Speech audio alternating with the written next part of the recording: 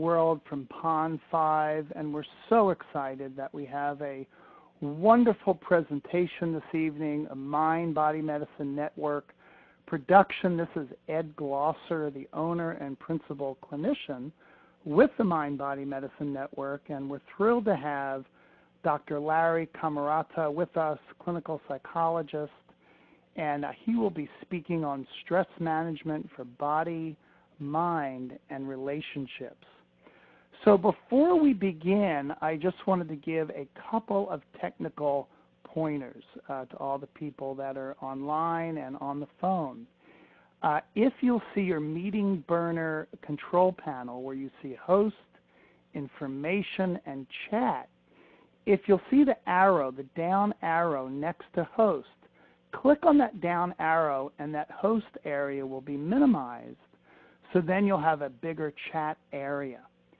And if you don't want to use your phone, if you click on the listen icon on your control panel, you will be able to hear the audio through your computer or through your laptop, so no need to use the phone. In a little while, we'll talk about how you will be able to interact with us after Dr. Cammarata's presentation. And during the presentation, if you have any technical questions, please put that in the chat area, and our producer, Heather Butts, will be happy to answer them for you.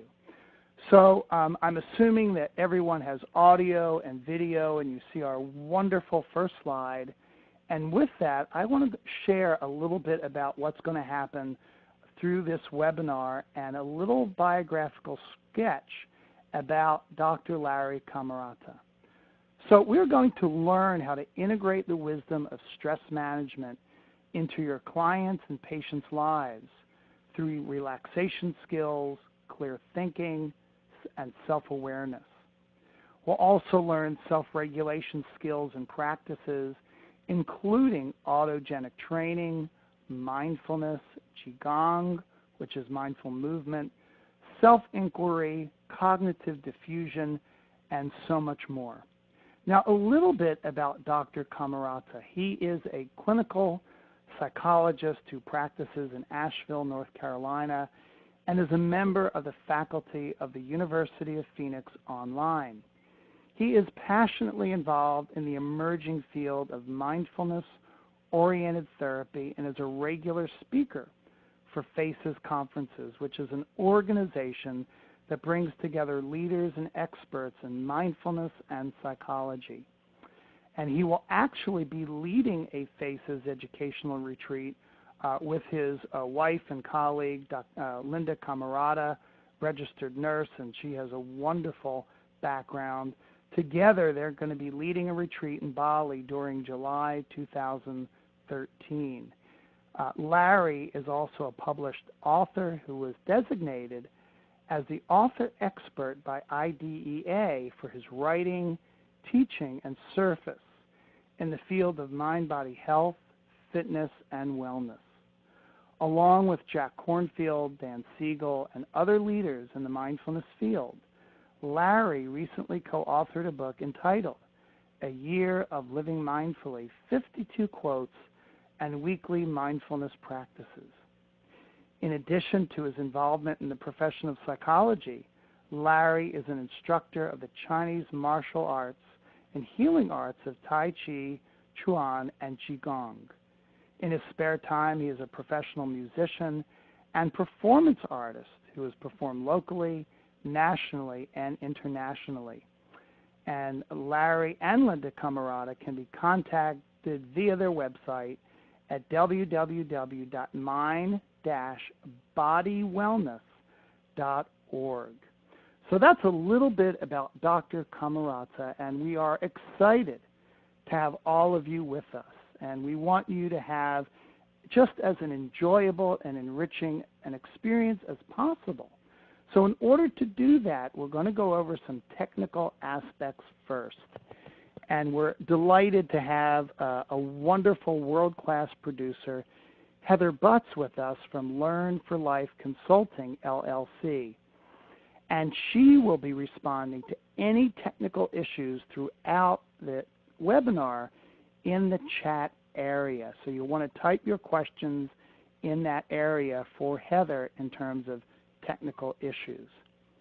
And Dr. Larry Cammarata, as well as myself as the host, will actually respond to content, questions, comments, feedback at the end of Dr. Cammarata's 60-minute presentation. And then we'll have about 20 minutes or so of discussion with you, our participants, where you can put in anything you'd like in the chat area. So again, let's go over the control panel with you, where you do see Dr. Cammarata's picture and the Mind Body Medicine logo. And that down arrow next to the word host, you want to click on that to minimize that screen so you have a bigger area for the chat area. And you are welcome to listen through your phone or through your computer, laptop, iPad, or smartphone. To hear the audio through the computer, click on the listen icon, and that will save you some phone charges. Also, if you have to leave the webinar for any reason, no worries, it will be recorded, and we'll send that to you within the next 48 hours along with the survey. And it is recorded for your use only. And lastly, you'll notice where it says Ask a Question, that icon next to the Meeting Burner logo. We will not be using that. Only type in information in the chat area. So what I'd like to do right now is, before we introduce Dr. Cammarata, I would briefly like to turn it over to our producer, Heather Butts, and she will share her role with you and her background and business. So Heather, welcome, and thank you so much for producing all of our webinars, and you've been a wonderful team player. So Heather, it's all yours. Thank you so much, Ed, and it's a pleasure to be here with you and Larry. I've done a lot of wonderful work with both of you as well as Linda Cammarata in the past, and I look forward to future successful collaborations. As Ed mentioned, I primarily do work in the online training and webinar facilitator and trainer sphere, and my organization, Learn for Life Consulting, helps individuals who want to take their web platform and web-based training to the next level. And it's been a real treat and honor to work with Ed Glauser, who has taken his web and web-based performance to a completely different level. And so I think you'll see today on the webinar that this really is going to be a world-class webinar. So you're in for a real treat. Just to reiterate a couple of the technical issues. First, as Ed mentioned, in the Ask a Question section, please don't click on that button, because if you do, your question unfortunately will not be answered. So if you can put any questions in the chat area, that would be really helpful. We are going to try and call all the questions together at the end. However, if you do ask a question during the webinar, or if you have to get off the webinar early, feel free to ask a question in the chat area at that time. I will be monitoring the chat throughout the webinar. So if anybody has a question, don't feel as though if for some reason you have to leave early that you can't ask it. Just put it there. And we'll make sure that your question is addressed at the end when the questions happen. And finally, if there are any technical issues, so if you have a technical problem during the webinar, please, please, please feel free to put that issue in the chat area. Again, I'll be monitoring that area for questions and for technical issues. So if you do have an issue, just put it there, and we will try to deal with it as quickly as possible. I think that's it, and we're going to have a wonderful webinar, so I will turn it back over to you, Ed Glauser. Heather, thank you so much. It's great to have you with us. And like Heather said, any technical issues, please put in the chat area.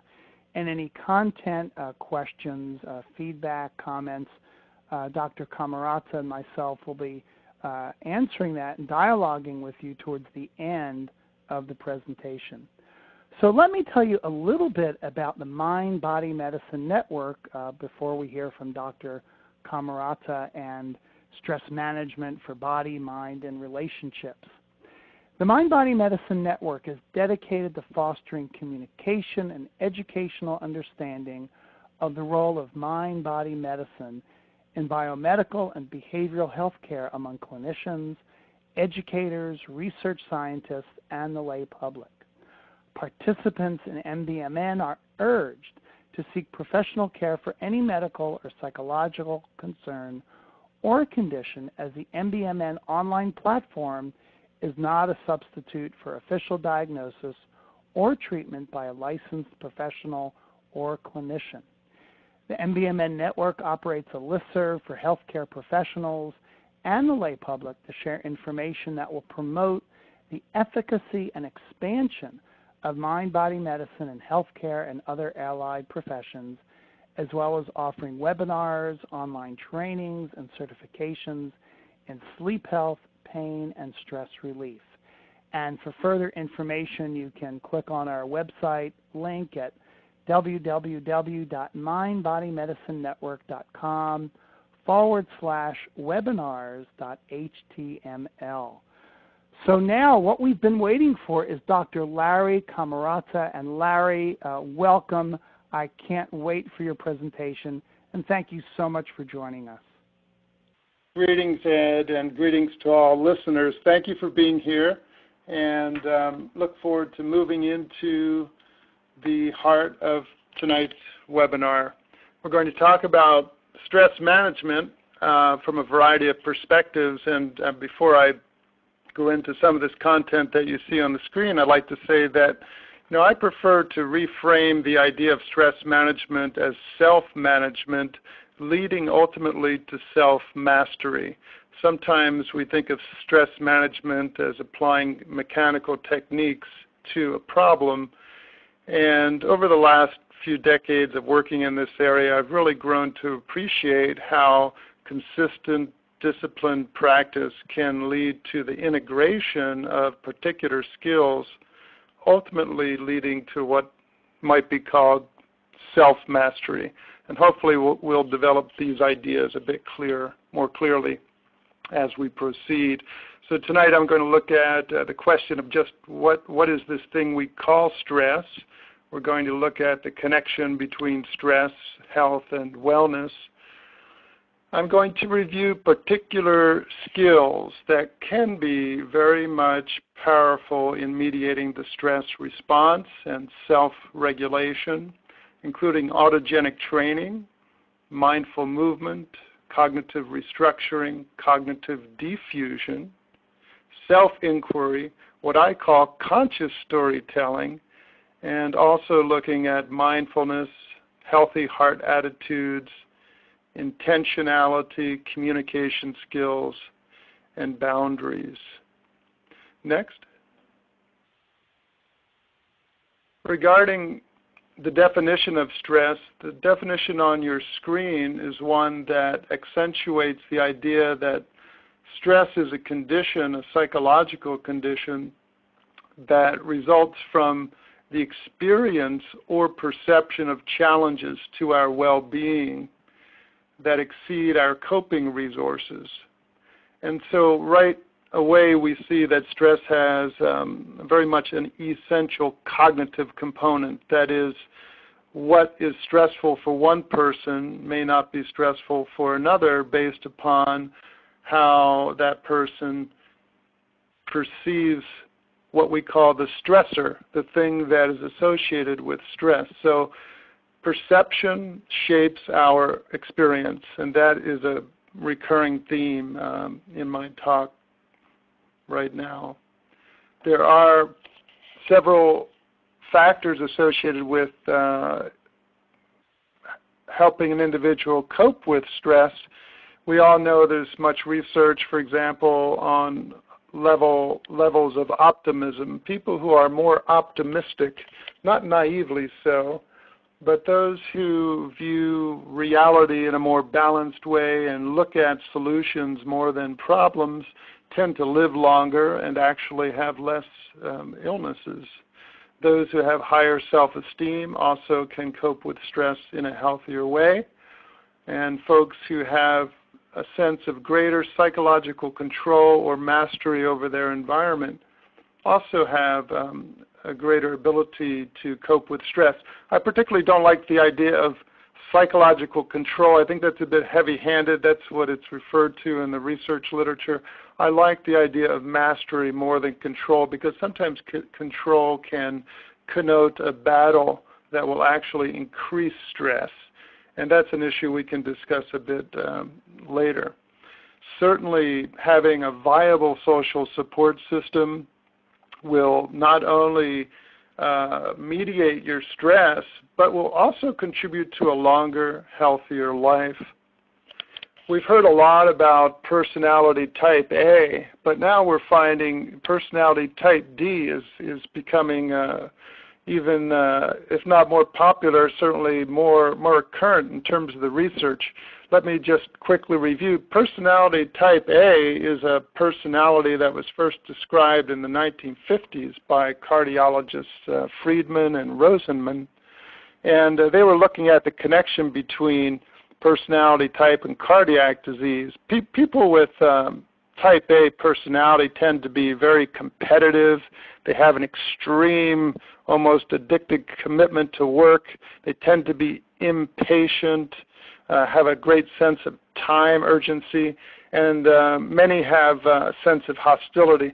Well, it turns out that type A in and of itself is not risky for your heart. So you can be a hard-driving person and not necessarily impair your health. However, there is one component of the type A personality style that is toxic to your heart, and that is hostility. I was doing some research in preparation for an article I was writing a few years ago, and I came across some great research, I believe it was out of Duke University here in North Carolina, that showed hostility is more cardiotoxic than triglycerides and blood levels of cholesterol. So managing hostility and certainly cultivating kindness and antidotes to hostility and extreme anger can be heart protective. Now, type B personality is essentially somewhat the opposite of type A, a more laid back, less competitive style. People with type B personalities tend to enjoy work, but they also enjoy creativity and exploring ideas, not so competitive. And type D, which is a newer type coming out of the research, this type describes people who tend to experience a lot of negative emotions like anxiety and distress. D stands for distress. And not only do folks with this personality type experience these negative emotions, but they also tend to inhibit these emotions from expression, and they tend to avoid social support. And with the research, one particularly heavy-hitting piece of research by Denolé and others in 2000 showed that people with this type D personality style were more likely to have fatal and non-fatal heart attacks over a 5-year follow-up period than men. They were studying men who did not have these type D personality traits. So type D is very significant in terms of heart health. Moving on now, sleep quality and duration. We all know that healthy sleep contributes to longevity, mood, more mental acuity, and resistance to illness. And so it's very important. We spend about a third of our lives in sleep. It's very important to tend to our sleep and cultivate healthy sleep patterns. There are many consequences of stress. The cognitive consequences include negative thinking and pessimism, the opposite of optimism. And also stress can impair our cognitive abilities like concentration and paying attention. Cognitive flexibility in terms of problem solving becomes diminished when we are experiencing undue stress. Emotionally, certainly I'm sure we all can relate to more impatience, frustration, irritability when we are experiencing undue stress. Our relationships can suffer too as a consequence of poorly managed or unmanaged stress. And certainly we are becoming more and more aware of the physical consequences of poorly managed stress, which I will talk about in this next slide.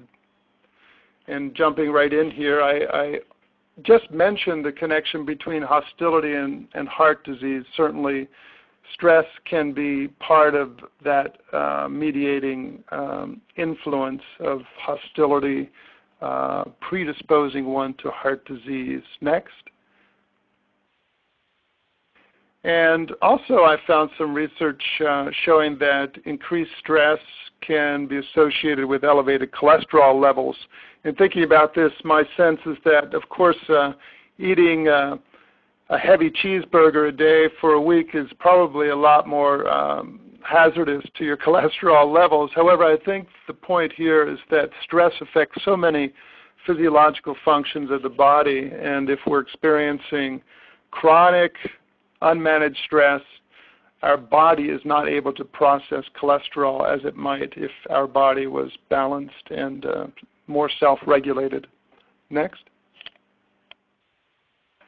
And also the research shows that workplace stress is correlated with colon and rectal cancer, which I think is very significant. Now, of course, we're talking about a correlation here. I'm not saying that workplace stress directly causes cancer. I believe the mediating factor here is immune system functioning. Stress can reduce immune system functioning, and when it's chronic, we are more vulnerable to a whole host of illnesses and diseases. Next. Also, as I mentioned, the immune system, stress impairs immune system functioning. There is a branch of psychology that we call PNI. It's also known as psychoneuroimmunology, and now we know why we call it PNI. PNI is a field of study that looks at the connections between our thoughts, our feelings, and our immune system functioning. So managing stress is not just a, quote, feel-good proposition. It really can influence the way our immune system functions. Next. And just a quick run-through, research literature has shown that stress has been associated with hypertension, high blood pressure, type 2 diabetes, asthma, chronic pain, allergies, headache, backache, and skin disorders. I won't say anything more about that. I think that's all out there in the popular literature as well. Next. So I'd like to look at, very briefly now, what determines health. So to the listener viewing the screen, if you look at these four categories, the medical care system, heredity, environmental factors, and lifestyle choices, you might ask yourself, what percentage of each of these categories determines my health? Is it the medical care system, surgery and drugs, what my doctor and medical practitioner has to offer? Is it heredity? Is it environment? Or is it the lifestyle choices I make? Let's look at the research findings about this. Next. Well, the research by NIH, National Institutes of Health, and others show that the medical care system accounts for only about 10% of our health. Let's look at another factor. We see that heredity, what we're born with, our genes, accounts for 20% of our health. Moving on to environment, accounts for another 20%. And the good news is, of course, that if we advance the next slide, the lifestyle factors we choose account for 50% of our health. Please advance the next slide. Okay. I see we missed the lifestyle factors there, but that was the very next slide. The point being that lifestyle factors account for 50% of our health, unlike heredity, environment, and the other factor that I'm blocking on right now, which is in your handout, the medical care system. So now we're looking at relationships, stress, and illness, and this comes from primarily the work of John Gottman, PhD, and some other researchers. For those of you who aren't familiar with Dr. Gottman, he's actually regarded as the nation's foremost expert in marital relationships. He wrote a great book some years ago entitled The 7 Principles for Making Marriage Work. And even if you're not married, I believe these principles apply to your relationships, whether or not they're relationships with friends or intimate partners. And Dr. Gottman has interviewed and videotaped no less than 20,000 couples at the University of Washington at Seattle. And he can view their videotape, and within several minutes, he can predict with about 93% accuracy who is going to get divorced in the next year. I highly recommend his book to those of you out there who are clinicians working with couples, and for those out there who wish to improve your own relationship. It's called The 7 Principles for Making Marriage Work, and he also has another book out that is based on non-marital relationships. His research shows that people who stay married live 4 years longer than people who don't, which I think is very compelling. And an unhappy marriage can increase your chances of getting sick by roughly 35%. In my opinion, and I believe Dr. Gottman concurs, this correlates, of course, with the immune system functioning impairment that I spoke about earlier. And indeed, the next point there is that conversely, couples in happy relationships have higher functioning immune systems. And then also the last point, which I mentioned a few slides ago, people who have viable social support systems tend to have greater physical and emotional health. Very important to maintain a solid social support network. Next.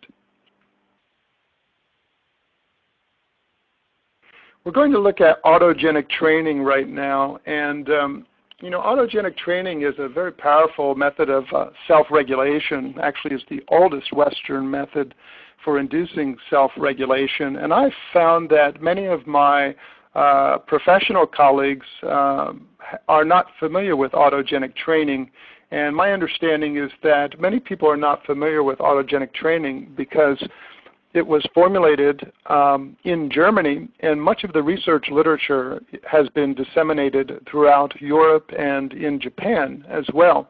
It hasn't really become as popular in America, although it is becoming more popular over time. It is very, very powerful as a stress reducing exercise. The term autogenic, as the slide says, means self-generating, and the process of autogenic training is about applying your own verbal suggestions for relaxation and self-regulation to various autonomic functions like your breath, your stomach, digestion functioning, your heart. I'll give you a little example of that in a moment. So the rationale is that relaxing self-statements can normalize and balance the consequences of stress that I spoke about earlier. A lot of publications have supported the use of this method for a variety of problems, as noted there. If there's any clinicians listening in, one professional resource book I can highly recommend is entitled Autogenic Training, a Mind-Body Approach to the Treatment of Fibromyalgia and Chronic Pain Syndrome by Micah Sadi, PhD. Next. To give you an overview of how autogenic training is used, there are 6 separate exercises, one for heaviness, one for warmth, one for heart functioning, another for respiration, another for abdominal warmth, and another for forehead cooling. And let's go to the next slide. And I'll give you, actually there was another slide there, I believe. No, I'm sorry about that. Can we go back to the previous slide? Yes, autogenic training, I would like to just say or give a brief exercise or example rather than conduct a whole autogenic training session, which would not be appropriate here, but rather giving the listener a sense of how autogenic training works. For example, the first exercise on heaviness, an individual will repeat statements such as, my left arm is heavy and relaxed. My left arm is heavy and relaxed. And in repeating those statements, the individual, of course, focuses on the left arm and then moves on to different parts of the body, which will then experience a sense of heaviness, which is, of course, correlated with stress reduction and also relaxation, deep relaxation. This can also be used to induce a healthy state of sleep. And so that's just a very brief overview. There's so much I could say about autogenic training. If you're not familiar with it and would like to explore it, I highly recommend the book that was previously mentioned. Next.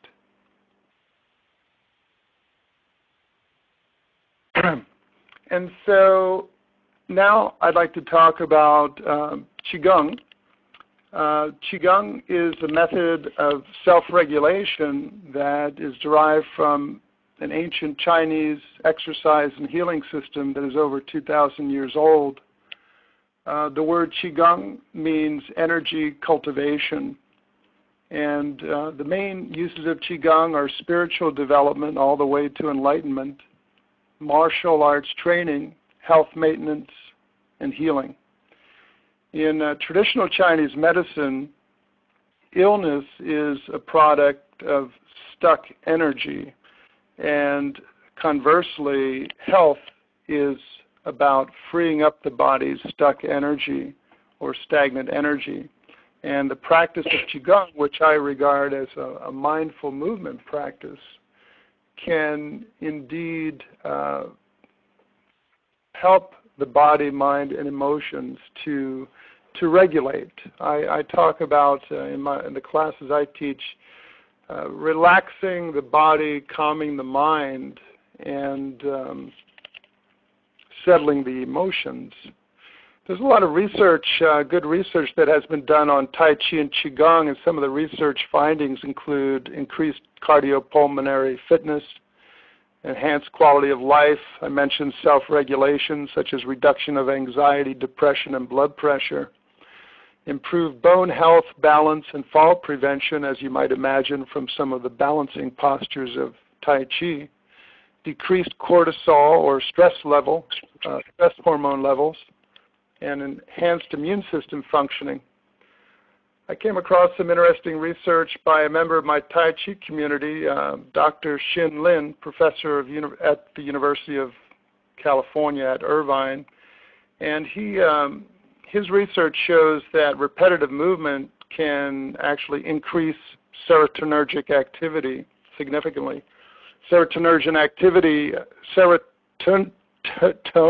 activity is about the neurochemical serotonin, which is, quote, the Prozac chemical, if you will. So repetitive movement, when it's done mindfully, that is with great attention, can seemingly increase the bioavailability of the relaxing, calming, antidepressing neurochemical serotonin in the brain. I also think of QiGong as a method of teaching the mind and body a sense of what has been called integration. Some of you out there are perhaps familiar with the psychiatrist Dan Siegel, who's done a lot of great work. He wrote a book called Mind Sight, The New Science of Personal Transformation. And Dan talks about integration as involving a linkage of differentiated parts in harmonious relationship to each other. And QiGong practice integrates the mind, body, breath, and emotions. It's a way of connecting the mind with the body, with the breath, and certainly connecting the emotions to our mind. And just as we might employ the mind in a seated meditation process, in using QiGong as a mindful movement process, the mind is observant but not grabbing onto what's flowing through the space of the mind, but rather just observing in a detached way. The two qualities that are so essential for the process of supporting integration include concentration and mindfulness, which I'll talk about in a little bit. Let's go to the next slide. I already mentioned those research findings, so let's move ahead and look at stress management for the mind. This is a little framework. Those of you working in the field of cognitive therapy can certainly easily relate to it. I just wanted to give a schematic, not talk at great length about cognitive therapy. However, for those of you who aren't familiar with cognitive therapy, you might like to know that this form of therapy is or has been shown to be as effective as antidepressant medications for the treatment of clinical depression. So it is a powerful method of self-treatment as well. And one way to think about managing stress through using cognitive approaches. First, let's define cognitive as referring to perceptions, thoughts, and beliefs. And in this little schema of A, B, and C that you see before you, A stands for the activating event, the situation associated with stress. B stands for our beliefs about the event, what happened. And C stands for the emotional and behavioral consequences that we experience. Now, many times in the context of distress, we act as if what happens to us causes us to feel the way we feel. We say things like, I feel, or you made me angry, or that red light, really annoys me. And the mediating variable here is our belief. Our belief about what happens to us shapes the emotional and behavioral consequences that we experience. And so the beauty of cognitive or rational self-talk is that if we can get a handle upon how we are perceiving, what stories we're telling ourselves when we're in the midst of our stress, then we can begin to influence our experience along the lines of a less stressful experience. And of course, that's easier said than done. When we are under stress, many people experience what are called cognitive distortions, which basically are very typical ways people think in a much less psychologically flexible way when they are under stress. For example, all or none, black and white thinking is a sign that our psychological processing is becoming constricted and we are less likely to handle stress in a healthy way. And we call those typical ways of thinking cognitive distortions. That is, they distort, they are ways of thinking that distort our ability to see situations and other people in a clear and balanced way, and consequently lead to negative emotional and behavioral consequences. And so the key here is looking at how we think, how we perceive, what we are telling ourselves about what we're dealing with, who we are dealing with, and if we can see that as contributing to the stress, then we have an opportunity to reshape the way we think about the stressful people and situations in our lives.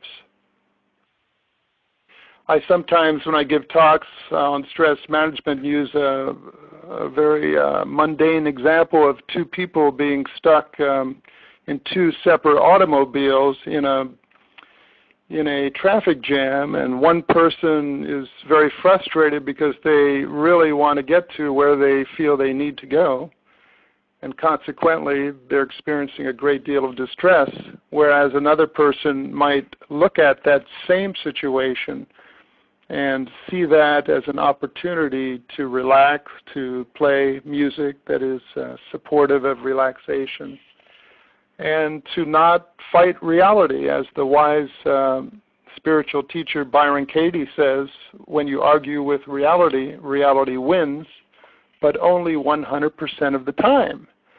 So accepting reality on reality's terms is a major principle of stress management. Let's advance the slide. I'm going to mention this concept called cognitive fusion, or talk about it, and cognitive diffusion. This is coming out of ACT, Acceptance and Commitment Therapy.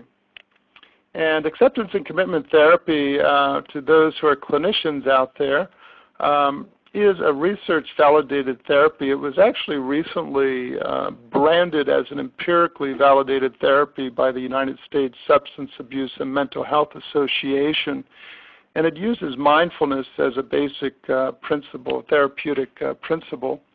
And one of the concepts that I really like is called cognitive fusion, and that's when our thoughts exert such a powerful influence on us that they can even become harmful. Now, the antidote to cognitive fusion, as you see on the left side of your slide, is cognitive diffusion. This is a process whereby we can create space between ourselves and our thoughts by simply observing our thoughts. Now, this is in distinction to cognitive therapy, or what's called cognitive restructuring, that I spoke about on the previous slide, whereby changing our thoughts will reduce our stress.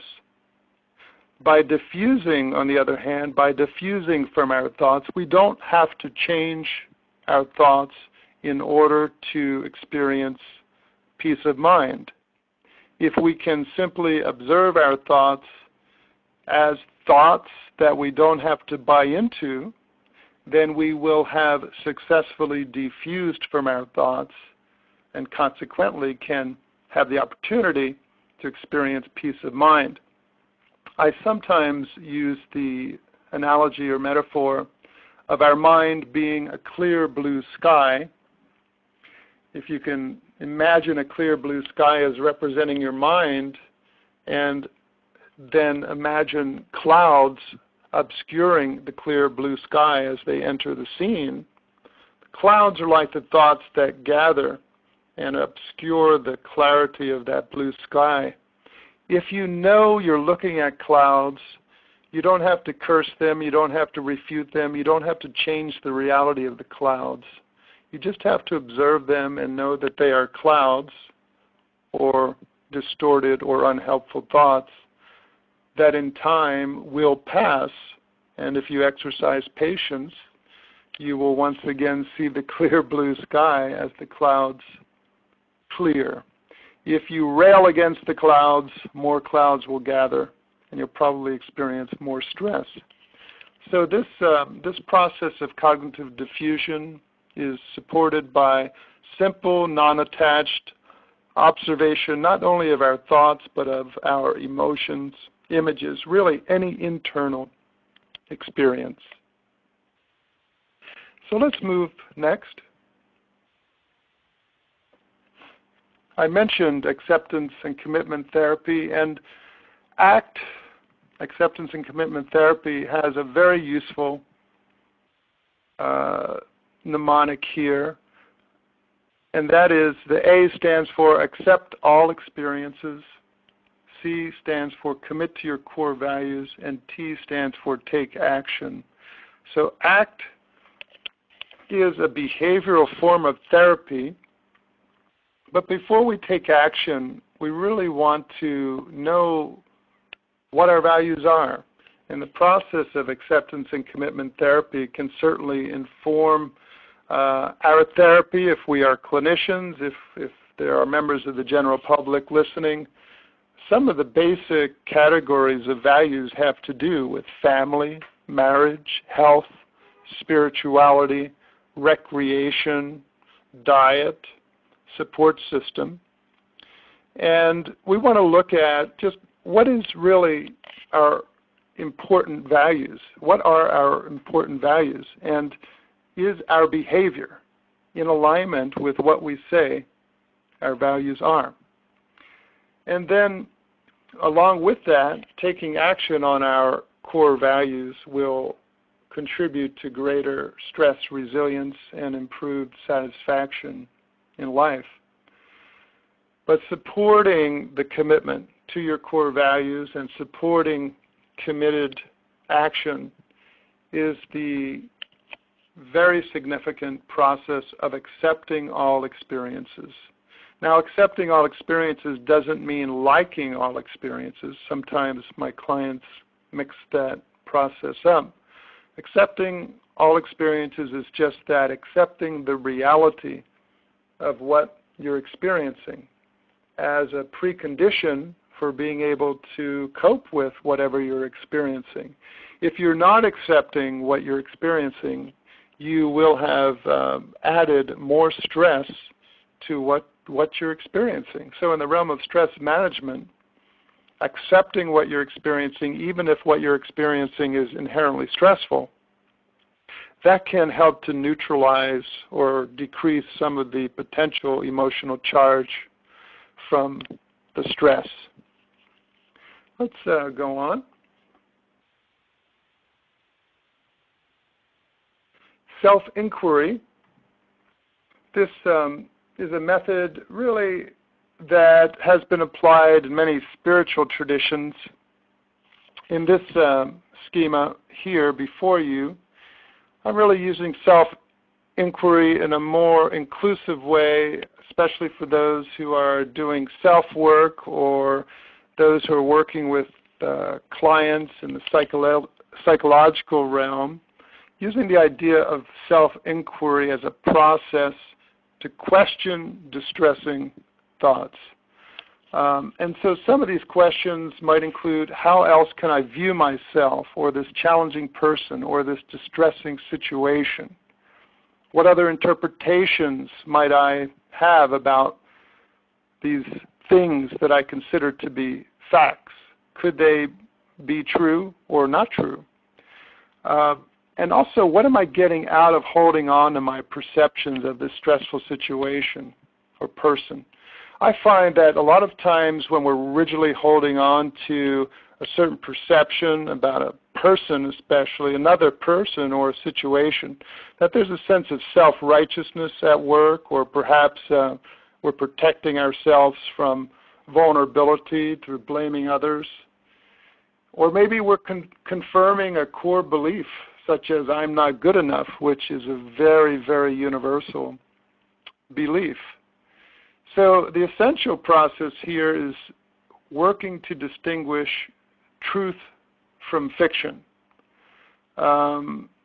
Another important process here is to look at, when you are stressed, ask yourself, how am I resisting or opposing this person or situation? The more we resist or oppose another person or another situation or an external situation, the more stress we accumulate. And I've used this method in my own life dealing with difficult situations, dealing with difficult people. And of course it's easier said than done, but the principle is, how can I relax into this situation? How can I encounter this very challenging person without reacting, while being connected to what's happening? and by being present to what's happening. It is challenging, but over time, with practice, I believe we can become more present, less reactive, more relaxed, and hopefully more kind, especially in interacting with people who are very, very challenging to us. Next.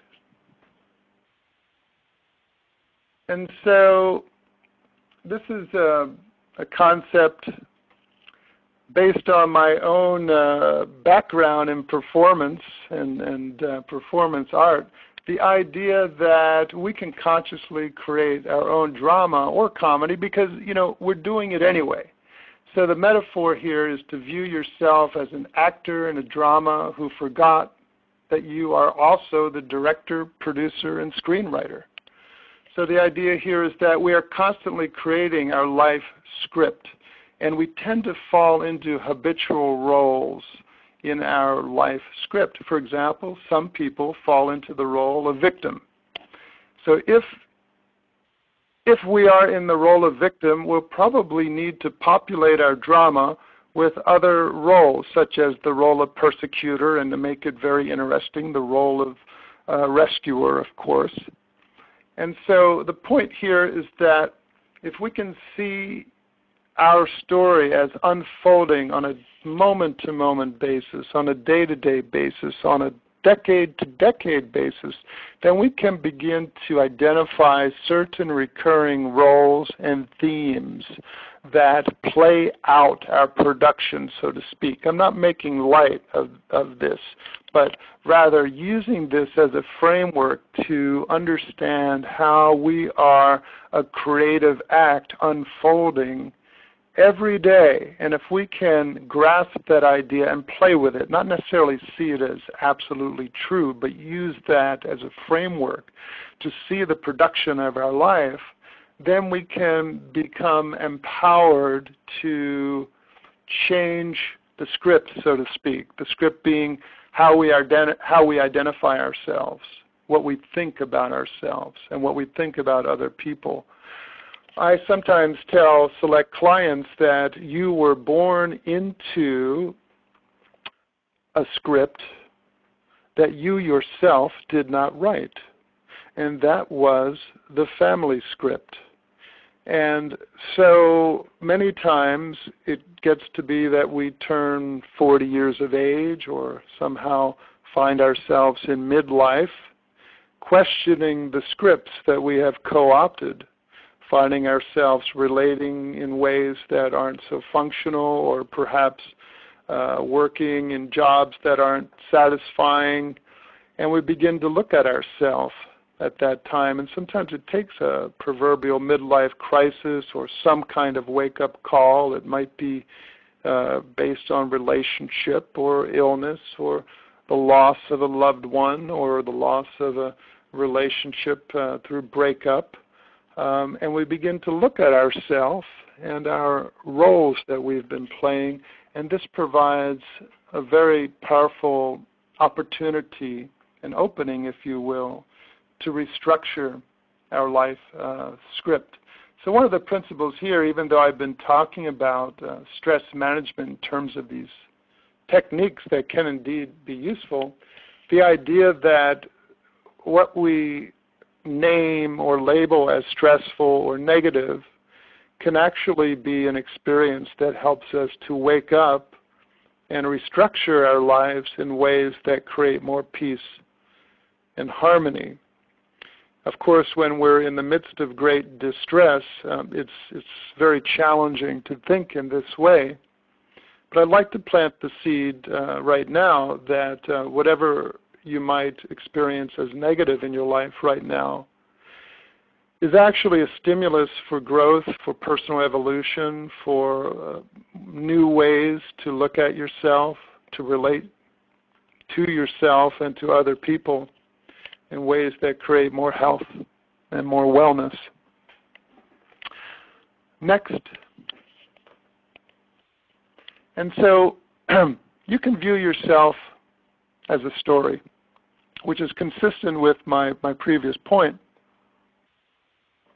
you can view yourself as an act of creative storytelling, which is much more empowering than seeing oneself as being a story that's being acted upon from the outside. We are always creating. That's what I mean by that double negative. One cannot not create. We are always creating. Even if we are silent, even if we are still, even if we are not doing, we are creating that very process, that very experience. And so creativity can be seen as an essential quality of the self. Using our awareness, our mindfulness to know what we are creating can help us to create a more conscious, intentional life. Last point there is that creativity involves spirituality in the sense that spirit can be seen as the animating principle that allows us to move beyond ourselves from the place of being to a place of becoming, which is a more creative act. This distinction between being and becoming I find is very interesting philosophically, but also pragmatically as well. Being is somewhat static, and becoming is about movement. I'm not denigrating being. Certainly, I believe that being can be extraordinarily powerful and more powerful than doing in many ways. And when we can see that we are a creative action unfolding, then we can see that we're also always in the process of becoming, really. And to the degree we're conscious, we can influence the creative act, becoming in ways, moving into states of being, if you will, that are in great alignment with our values and what our intentions are. Next slide.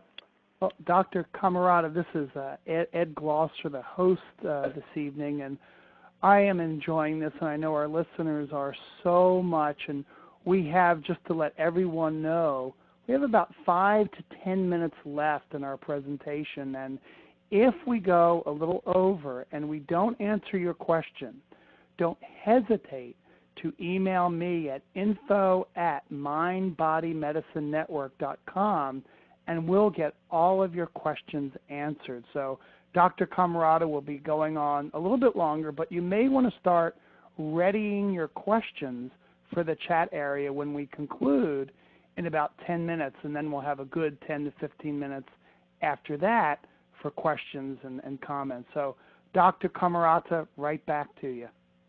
Thank you very much, Ed. Let's move into mindfulness meditation. There's much work being done in the field of mindfulness today. I know we have about 10 minutes right now, and so I'd like to be mindful of the time, practice mindfulness in the moment. Mindfulness meditation can be defined as a form of meditation that utilizes one-pointed attention and open, non-judgmental awareness of the present moment. There's two qualities of mindfulness that are particularly important, of mindfulness meditation. That is, one is concentration, which focuses the mind, and then mindfulness, which is a mental quality that allows us to know where our mind is at any given moment. Now, concentration can be analogous to a laser light. It is one-pointed. Mindfulness, on the other hand, can be analogous to a floodlight that illuminates the space of your mind, so to speak. So concentration and mindfulness work together in mindfulness meditation.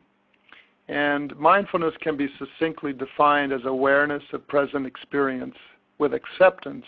And so in this moment as you're listening, if you can hear my voice and you can experience whatever is in your environment with a sense of acceptance, and you know what you're hearing, and you know what's going on, then you are being mindful through the process of being aware in the present moment and accepting your experience.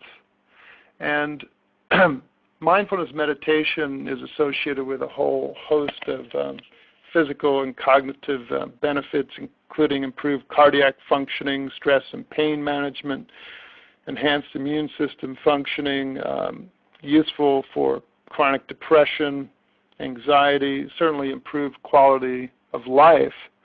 As our friend Yogi Berra says, you can see a lot by just looking. When we're looking through the lens of mindfulness, we're not looking like we normally look at with our critical, judgmental mind. We're looking with an open mind. We're looking with an accepting mind. And there are several mental qualities that are so very important to the process of mindfulness, important in terms of informing the process to be more than just about concentration and open awareness. And some of these useful attitudes for mindfulness include acceptance, as I mentioned, and also patience, trusting in your own experience, letting go or simply letting be, relinquishing your expectations and not striving to get anywhere. In other words, we can undertake a relaxation exercise or a mindfulness meditation exercise without trying to become relaxed, which can be a great exercise to undertake. An attitude of gentleness, an attitude of curiosity, viewing our problems and challenges that we encounter as opportunities to deepen our practice of mindfulness. And also an uplifted attitude. The attitude of upliftedness can be a great antidote to depression, actually, and one can embody this attitude in our posture, in our seated meditation posture. It's one that is inherently supportive and also resonates with the idea that we have inherent self-worth, which has been termed basic goodness by the Shambhala spiritual tradition, for example. Next slide.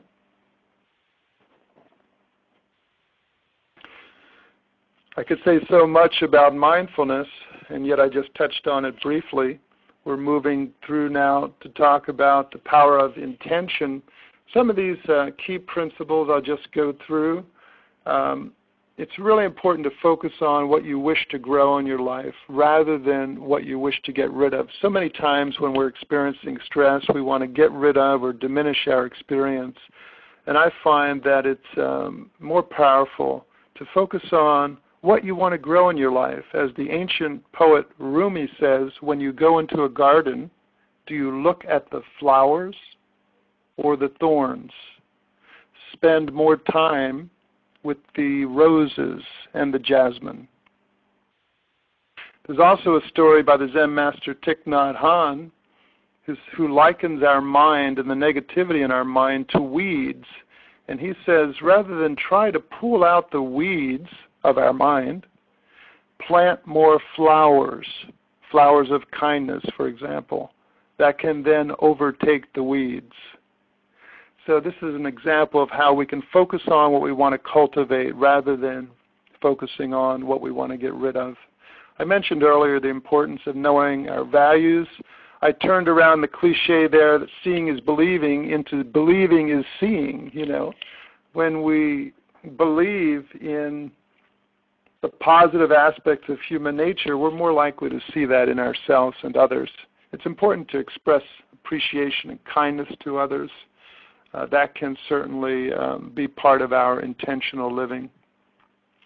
And also recognize the difference between wanting and willing. This is a distinction that I learned from ACT, Acceptance and Commitment Therapy. That is, so many of us want so many things. And yet an essential question here is, am I willing to do what's necessary to fulfill my want? Let's move on to the next slide. Silence is powerful, and silence allows us to create a space for cultivating knowledge about ourselves through inner reflection. Certainly, mindfulness meditation, as I mentioned earlier, can create stillness and silence for inner reflection. And there are other ways to create this space. Taking intentional retreats can be a way of connecting more deeply with yourself.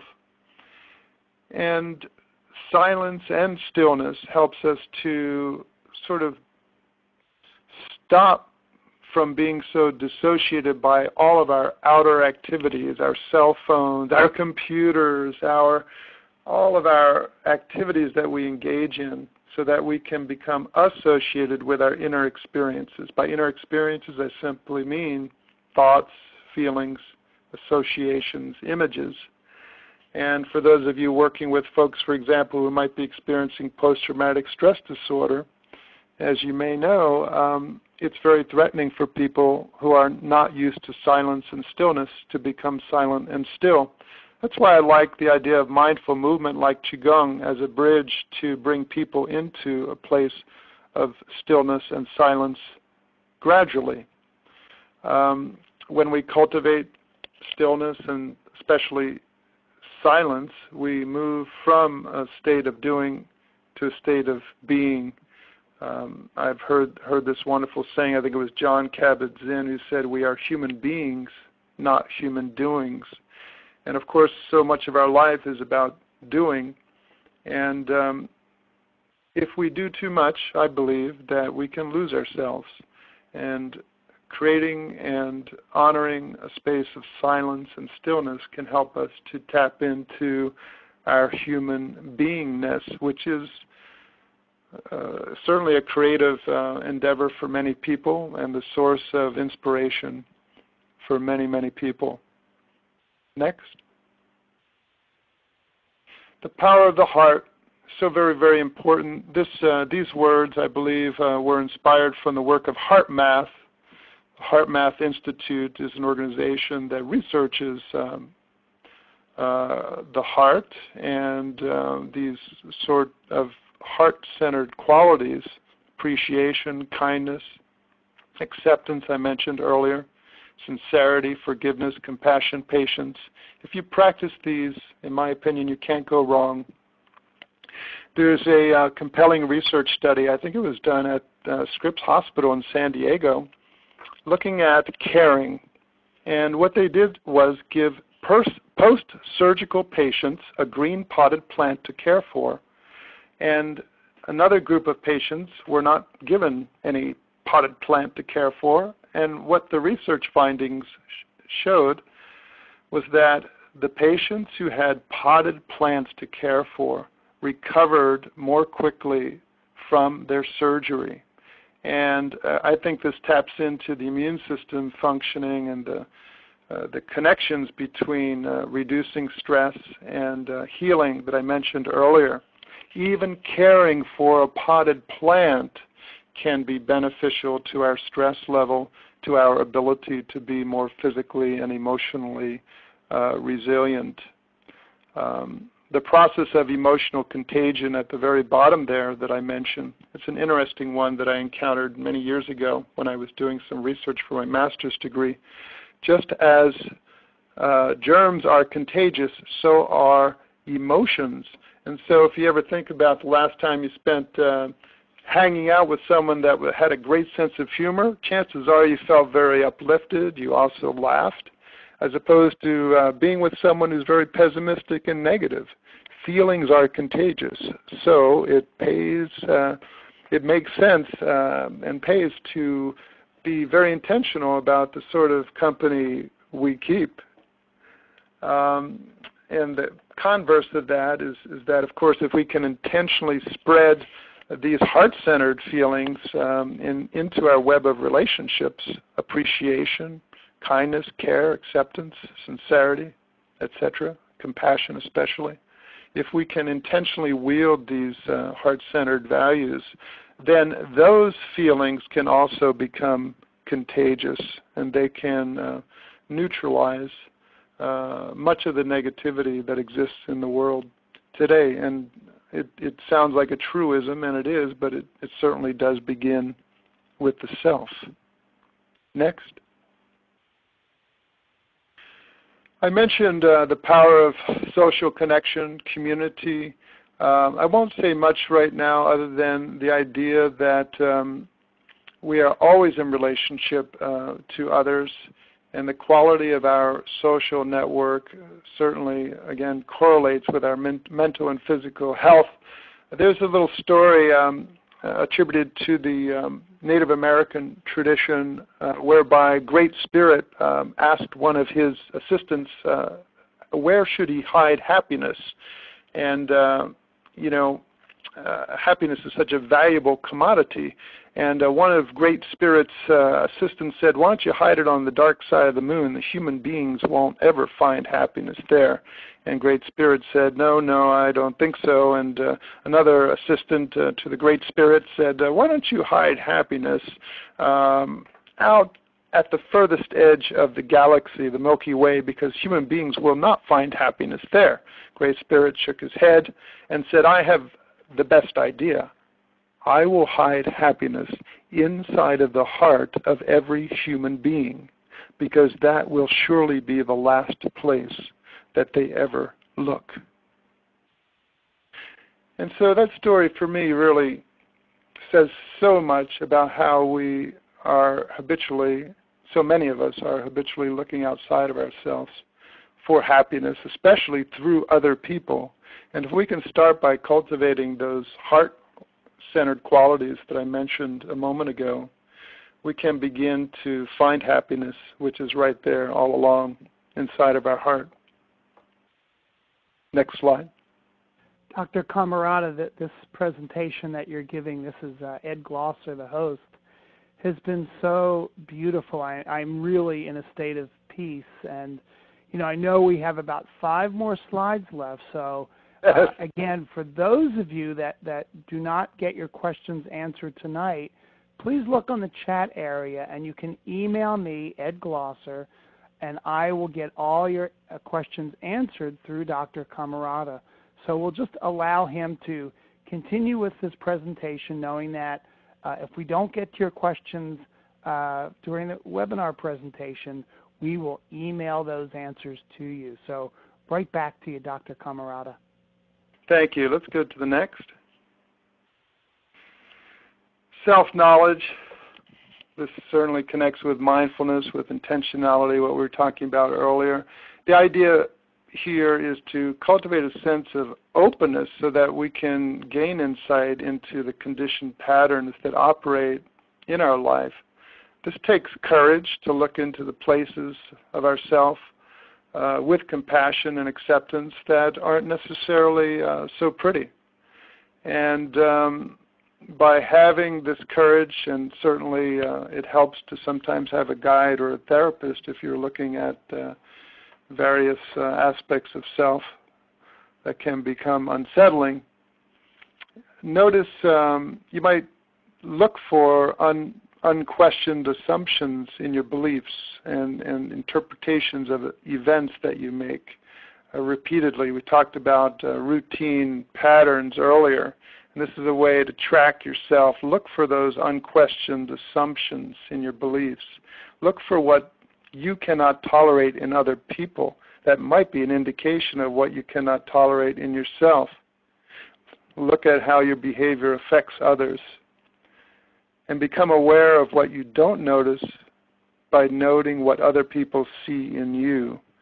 It's easy to dismiss one person who has a projection about who they think you are, but when more than one person begins to say the same thing, that might mean something, that might add to more validity.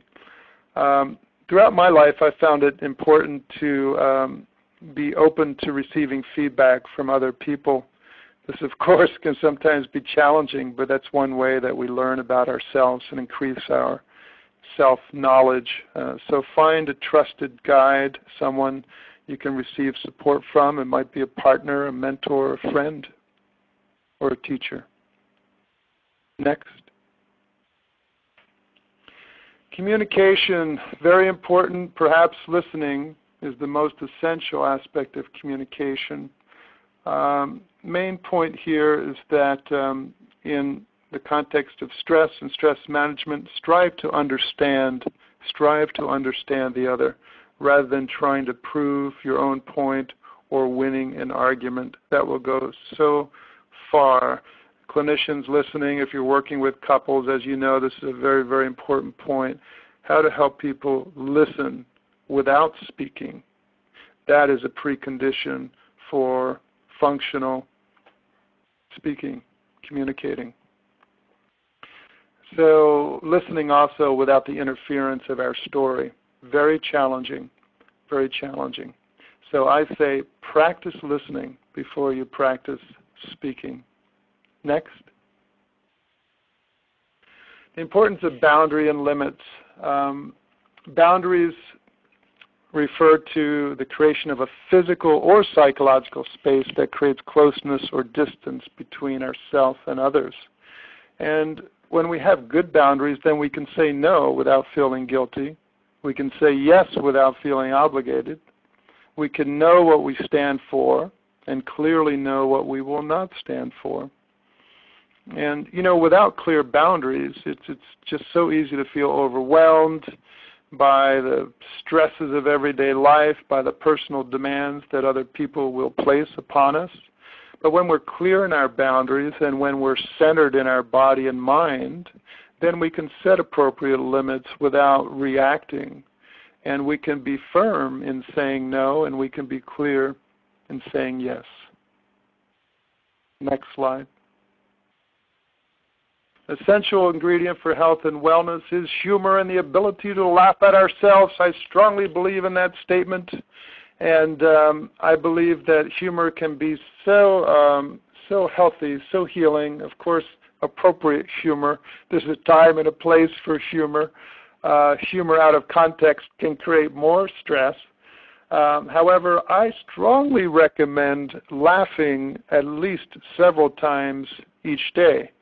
And if you're not, I would recommend engaging in activities that can increase your laughter quotient. Just the other day, and I won't mention the film because it's an extraordinarily silly film. We saw a silly film, my wife and I, and we had such great laughter that we cried with laughter, and I felt I was being exposed to very, very healing antidepressing neurochemicals during those moments of laughter. I highly recommend it. Don't leave home without your sense of humor. Next.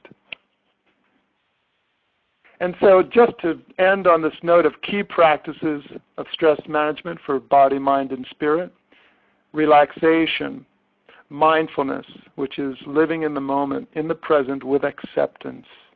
Responsibility, which is the antidote to blame. Be responsible for your experiences. Know your story, be empowered to change it. Practice those heart-healthy attitudes. Live each day intentionally. Communicate clearly, setting boundaries. Remembering the value of laughter and lightheartedness. Remember to unconditionally accept yourself, accept reality on reality's terms, and connect it to the healing power of supportive relationships and community. Next. Any questions? I am open to any questions that anyone may have at this time. Well, Dr. Cammarata, this has been a wonderful, multifaceted presentation that has provided so many of us with tools not only as clinicians to use to help practice self-mastery, but helps those people out there that are in the lay public that begin to learn how to self-regulate, observe, listen, not try to fix, understanding mindfulness in the context of relationships, our roles. I can go on and on. But you've done a phenomenal job, and at this point I'd like to turn it over to Heather Butts, our producer, who may have some questions for you. So Heather, it's all yours. Yes. Wonderful, and a really beautiful presentation. Thank you so much, Dr. Cammarata, for the information that you've given all of us. We really appreciate it. Here's the first question. So it has to do with the intersection of hostility, heart disease, and stress. And you speak about these intersections. You spoke about it in your presentation, and you've spoken about it in other places. How can people break the vicious cycle where stress leads to diseases, which lead to more stress because they have the disease? Yes, it is a cycle. You know, first of all, if anyone is experiencing a major medical illness, It's important to stop any kind of self-blame. That is not helpful. I mentioned the importance of acceptance. So in one word, acceptance is extraordinarily important. Accepting the fact of your health condition, for example. Because if you don't accept that, then you're going to create more stress about it, and that's going to predispose you to more disease, or at least not support your healing. And so breaking the cycle really is about accepting your circumstances first, and then asking yourself, what can I realistically do to help myself in a compassionate way? Compassion is about being willing to care for another person and relieve their suffering. And sometimes we have to apply self-compassion, and that is a great antidote to breaking the cycle. And sometimes it certainly helps to listen to those around us who care for us, listen to those messages, and try to stay open to receiving the care from other people as a way of helping ourselves to ultimately care for ourselves. So I hope that addressed your question, Heather. If there's anything you want to follow up with that, I'll be glad to say more. I think I'll hand it over to Ed Glauser. I, of course, have lots of follow-up, but I will restrain myself for now. Okay, very good self-restraint. Thank you. We have so many questions because your topic, Larry, is just so insightful to teach people how to live more mindfully. There's a question that I have been wanting to ask. You mentioned about how dangerous hostility is when we're feeling stressed and its effect on our minds, our bodies. But let me ask you, in order to practice self-mastery, through mindfulness practice and decrease stress, how does one honor with difficult emotions like anger, resentment? Isn't it preferable to not just observe the anger, but to honor it with respect and openness and just sit with it as a good friend? Because I think that folks may think that it's just not good to get angry in a mindfulness context and to subdue and short-circuit difficult emotions by rushing too quickly to compassion, kindness, and non-judgment. So I'd love to hear your answer. I agree with that. That can be termed a spiritual or psychological bypass when we think, well, this is negative. Let me move to kindness and compassion, which is very unrealistic, especially when our bodies are so reactive. So yes, I agree with everything you said there, Ed. In that it's important to experience what we're experiencing. That's part of acceptance. But here's the point I'd like to make in distinction. It's very important not to indulge negative emotions. It's one thing to experience the raw energy of anger. It's another thing to create stories that pump up our anger, contribute to blame and hostility. So that's a very important distinction. I always encourage folks to feel what they're feeling, but also let them know that they don't have to indulge the story that may be supporting negativity. In its own time, the energy of anger, when you can sit with it, like you say, like a good friend, it will dissipate on its own. And that's what I would say would be so honoring, allowing yourself to experience it without making yourself wrong and without blaming anybody else, just allowing yourself to accept the experience of the emotion that's visiting you and allowing it to pass on its own time.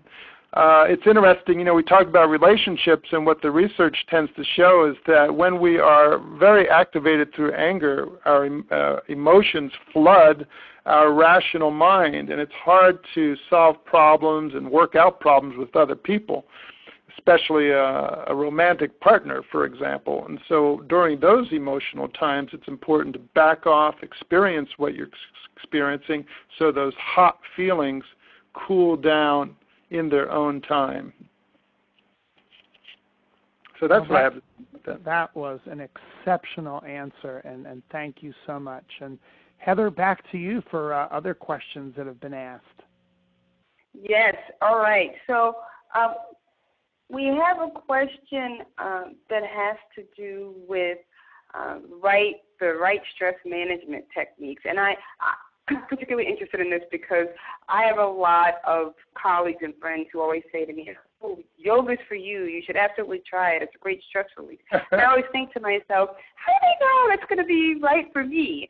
So I was just wondering if you could talk a little bit about how people know what's right for them, or do they just need to sort of try a lot of different things until they come across what works the best for them? That's a great question. One thing I said to my QiGong students just on Friday, I said to them 2 days ago, I said to them, I am not your best teacher. Your own experience is your best teacher. And so, the corollary there, Heather, is that I think it is important to try several different modalities. But here's the caveat. If you try the modalities half-heartedly, then they will probably not work very well. Really apply yourself. Be present to the modalities, whether that be yoga, tai chi, qigong. There's so many things, meditation, mindfulness, and commit to at least a series. I would say 4 to 6 classes if you're taking classes, or 4 to 6 sessions of whatever modality you're experiencing before you can then adequately evaluate whether that is useful for you. That would be my best recommendation. And so we have time for one more question, Dr. Cammarata. So, we've talked about stress management as it applies on a micro level. On a macro level, given the extreme economic stresses and hardships that are experienced by millions of people on a global level with our economic downturn, how can the principles and practices of mindfulness be applied to this inherently stressful situation?